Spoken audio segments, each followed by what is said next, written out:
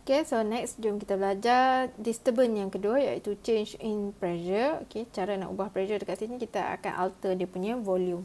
Okay, so for change in pressure only involve system with gases component. That means system ataupun reaction yang akan terlibat dalam case ni adalah yang gases sahajalah. Okay, sebab liquid and solid we can say that incompressible lah. Okay, so pressure changes can occur in three ways. Okay, ada tiga cara untuk ubah pressure. Okay, by changing the volume of the reaction vessel. Ini yang selalu kita akan buat lah. Okay, that mean kita boleh besarkan ataupun kecilkan volume of the reaction vessel tu. Okay, ataupun dengan cara tambah inert gas ataupun changing the concentration of gases component. So ada tiga cara, tapi yang kita akan tengok adalah dua ni. Okay, alright, so kita akan tengok yang the first one dulu, changing the volume of the reaction vessel. Okay, so for changing the volume of reaction vessel, you can imagine like this. Okay, siapa yang belajar piston ataupun belajar fizik tu, dia tahulah. Okay, so this one, as you can see, dia punya penutup atas ni. Okay, so volume dia sebesar inilah. So volume dia besar. So in this case, kalau compared to 3 ni, inilah volume yang paling besar. Okay, so kalau volume paling besar, as you can see, the pressure pula, dia punya particle duduk jauh-jauh jugalah, not that close to each other. Okay, tak dekat sangat and tak cramp sangat. So that means bila volume tinggi, pressure pun akan rendah. Pressure akan jadi rendah. Okay, so volume tinggi, pressure akan jadi rendah sebab partikel tu macam tak duduk dekat-dekat. So, dia tak highly compressed lah. Okay, so pressure rendah. Tapi kalau kita start to lower the volume, macam this one, volume tu dah makin kecil sikit. So, pressure tu sekarang, partikel tu dah duduk makin dekat-dekat. So, dia pressure tu makin tinggi lah. Okay. And for this one, since volume dia paling kecil, okay, so volume dia the lowest, that means pressure dia adalah yang the highest. Okay, so ingatlah volume kecil, pressure lagi tinggi. Okay, ataupun kalau kamu jarang ada perhimpunan kan sekarang, tapi kalau dulu ada perhimpunan dalam Dewan Mutiara tu, kamu bayangkan kalau Dewan Mutiara tu besar tu je, and then kamu nak muatkan 2,000 pelajar. Kamu akan pressure kamu tinggilah dalam tu, kamu akan stres. Okay, tapi let's say dewan tu dibesarkan dan nak muatkan 2,000 pelajar, okay lah, nice lah. Okay, you can duduk dengan bahagia. So pressure kamu akan jadi rendah. Okay, so ingatlah volume rendah, pressure tinggi. Volume tinggi, pressure rendah. Dia inversely proportional. Okay, and then dah kita faham yang tu, next baru kita tengok yang ini, disturbance yang pertama. Okay, so disturbance yang pertama adalah volume decrease. Okay, so soalan dia akan bagi in terms of volume or in terms of pressure. Kalau dia bagi volume macam ni, that means you have to think what happen to the pressure bila volume decrease.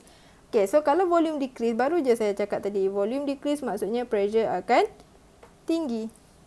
Okay, so pressure increase.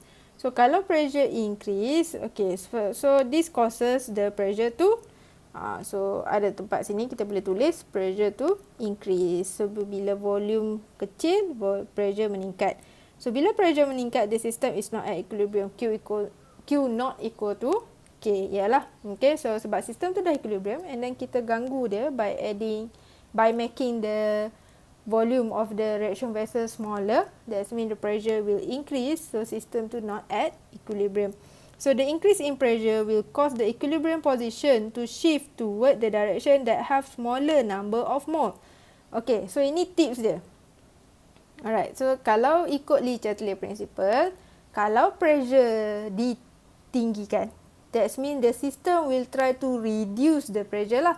So cara nak reduce pressure dalam topik ni adalah dengan equilibrium position tu shift towards the direction that have smaller number of mole. Okay, so kita tahu kita nak reducekan pressure, tapi macam mana? So nak reducekan pressure dengan cara shift reaction tu ke arah number of mole yang kecil.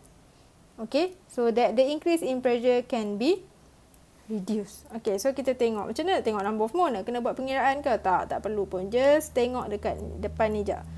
Okay, so over here, stoichiometry dia 1. So ini pun 1. Okay, so ini pun 1. So sebelah reaktan, okay, so ini reaktan lah. So sebelah reaktan dia ada 1 plus 1. So maksudnya sebelah reaktan ni ada 2 mol. Okay, tapi sebelah produk ni ada 1 tu saja. So maksudnya 1 mol. Okay, so ini produk, ini reaktan. Okay, so dekat produk ada 1 mol, reaktan 2 mol. Okay, so tadi dia kata kalau nak decreasekan pressure tu, kena shift ke arah number of mol yang kecil. Okay, so kita kena shift to the right so that pressure tu boleh kurang apabila number of mol ni kecil lah. Okay, so macam mana dia boleh kurang? Okay, so kita bayangkan kamu ada satu vessel and vessel kamu size ni lah yang dah dikecilkan ni, yang saya draw ni. Okay, so dalam ni ada partikel PCl3, ada partikel Cl2, ada partikel PCl5. Okay, kenapa semua partikel ada? Sebab ini reversible. That means ada PCl3, ada Cl2 dan ada PCl5. So, sebab dia akan sentiasa menghasilkan produk menghasilkan balik reaktan. Okay, so imagine kalau kita shift to the right, that means we are producing more PCl5 lah. PCl3 dan Cl2 ni akan berkurang. Okay, so kita boleh bayangkan kalau kita shift to the right, that means PCl3 dan Cl2 berkurang. So kita padam PCl3, padam satu Cl2 dan kita akan menghasilkan PCl5 yang barulah.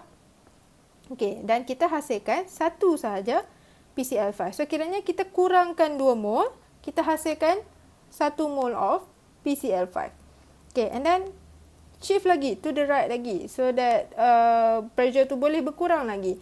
So kita tengok. So kalau kita shift lagi to the right, that means kita akan padam lagi satu PCl3 dan satu lagi Cl2 dan kita akan hasilkan satu PCl5. So kiranya kita kurangkan 2 mol, kita hasilkan 1 mol. So, kalau kamu perasan, dia punya pressure makin berkurang compared to before this. Before this macam cramp kan, partikel ni macam duduk dekat-dekat, macam pressure dia tinggi lah. Okay, tapi sekarang kita berjaya untuk kurangkan pressure tu. Okay, sebab kita shift to the right yang ada number of mole yang lagi kecil. So, kiranya hopefully kamu boleh nampak lah. So, bila kita shift kepada number of mole yang kecil, partikel tu akan berkurang disebabkan dia menghasilkan PCl5 dan PCl5 yang terhasil tu sikit je, 1 mol. Okay, alright, so that's why pressure dia boleh berkurang apabila kita shift ke arah smaller number of mol. Okay, alright, and then kita kena isi lagi tempat kosong. When we shift to the right, what happened to the concentration of PCl3 dan Cl2? Okay, so shift to the right, that means concentration PCl3 dan Cl2 decreases, while the concentration of PCl5 akan makin meningkat. Okay, settle untuk volume decrease. Okay, so next kita move to volume increase pula. Okay, so what happen bila kita increase volume? Okay, so ini pun macam tadi. Kalau volume increase, so what happen to the pressure? Pressure akan makin rendah. Okay, so if the system dah equilibrium, and then kita rendahkan pressure of the system, that means the system will try to increase balik dia punya pressure so that dia boleh capai equilibrium balik. Okay, so this causes the pressure to decrease. Okay, ini yang tadilah, kiranya bila volume increase, the pressure will decrease.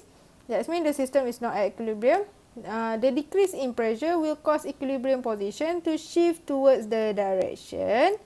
Okay, ni macam biasa. Okay, equilibrium position to shift towards the direction that have greater number of mole. Okay, so kali ni kalau kita nak increasekan pressure, kita kena shift ke arah yang number of mole yang lagi banyak. Okay, so that decrease in pressure can be minimized. That means kita boleh tingkatkan balik pressure tu lah. Okay, alright, so kita back macam tadilah juga this one. Okay, so ini ada 1 mole. 1 mole, that means sebelah reaktan kita total ada 2 mole. Okay, so ini 1 mole je. So sebelah produk kita hanya ada 1 mole. Okay, And then since pressure dia rendah, so sekarang kita nak increasekan pressure, kita kena shift ke arah mole yang banyak. Mole yang banyak adalah shift to the left. Okay, so our answer here, kita akan shift to the left. Okay, sebabnya macam tadi. Okay, so imagine you have a container yang volume dia memang dah dibesarkan. Okay, and in that container actually ada PCl3, PCl3, PCl3, PCl3, and then ada Cl2, Cl2, Cl2, Cl2, Cl2, dan ada juga PCl5. Okay, alright, and then kita nak increasekan pressure. Okay, so maksudnya kita kena shift ke arah number of mole yang banyak. So maksudnya this PCl5 kena break down ataupun dissociate to form PCl3 dan Cl2. So mana PCl5 kita tadi? So kita padam satu PCl5. Okay, so kita akan hasilkan another PCl3 dan Cl2. Okay, and then kalau nak increase lagi pressure, padam lagi another PCl5. So kita akan hasilkan PCl3 dan Cl2. So as you can see, partikel dalam ni dia jadi makin cramp, makin dekat. That means pressure dia makin tinggi. Okay, so that's why bila pressure decrease, kita kena shift ke arah yang higher number of mole so that the pressure can be increased again. Okay, so since kita shift to the right, to the left for this one, so what happened to the concentration of PCl3 and Cl2 adalah concentration dia akan makin bertambah and the concentration of PCl5 akan makin berkurang. Okay, settle. Okay, next kita tengok kepada important. Important ni macam saya cakap tadi lah, conclusion dia. Okay, so kiranya kalau volume tu kecil, okay, volume kecil ni sebenarnya sama macam pressure tinggi lah. Kalau pressure tinggi, kita kena shift to the side with fewest number of mole of gas. So kiranya shift ke arah number of mole yang kecil. Tapi kalau pressure tu ataupun volume tu increase, okay, volume increase maksudnya pressure tu berkurang, kita kena tingkatkan balik the pressure by shifting to the side yang ada greatest number of mole of gas. Okay, and yang bawah ni pun sama je lah. Okay, sebab kadang-kadang soalan dia straightforward sikit, dia tak cakap volume, dia cakap pasal pressure. Dia kata sistem tu akan shift ke mana kalau pressure dia increase. Okay, sama juga, shift to the side with fewest number of mole so that we can decrease the pressure balik. Okay, and then if the pressure is decreased, that means we need to increase the pressure. So kita akan shift to the side yang ada greater number of mole of gas. Okay, so that is for pressure. Okay, untuk change volume lah. Okay, bila kita alter volume. So kita akan tengok yang the next one pula ada kaitan juga dengan pressure. Sebab tadi kita belajar cara untuk ubah pressure ada 3 cara. Changing the volume dah. Okay, next one by adding the inert gas. So kita nak tengok bila kita tambah inert gas, what happen to the pressure.